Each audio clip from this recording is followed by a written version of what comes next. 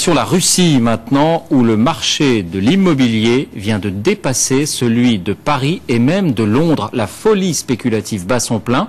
Explication entre autres, la flambée des cours du pétrole et du gaz, on l'évoquait tout à l'heure. La Russie est un des grands pays producteurs et la croissance dépasse les 5% depuis plusieurs années. Sur place à Moscou, Laurent Boussier, Xavier Luizet.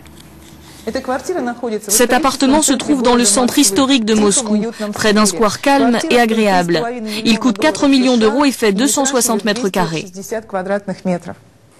3 millions d'euros, 12 000 euros le mètre carré pour un appartement certes spacieux mais un peu vieillot. C'est un prix tout à fait moyen aujourd'hui dans les quartiers du centre de Moscou. Évidemment, pour ce prix-là, on a droit, si on aime, aux bars et aux colonnades. Mais à part ça, rien d'extraordinaire. Et pourtant, Elena sait qu'elle n'aura aucun mal à trouver un acquéreur. Les prix ont augmenté de 20% ces 2 derniers mois. Et ça ne s'arrêtera pas. À Moscou, l'immobilier, c'est l'investissement le plus rentable. Les Russes et les étrangers y mettent leur argent. 20% d'augmentation en 2 mois, 300% au cours des 2 dernières années. À Moscou, les prix flambent. Chaque mètre carré s'arrache à prix d'or.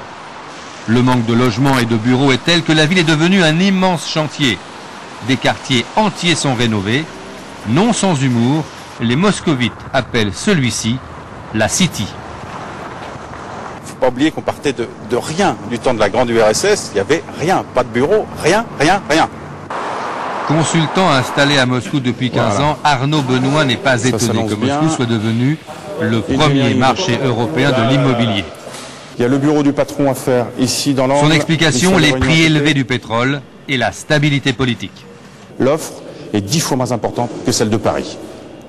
Donc, je vous laisse imaginer pour les 5, 7, 10 prochaines années ce que ça va donner.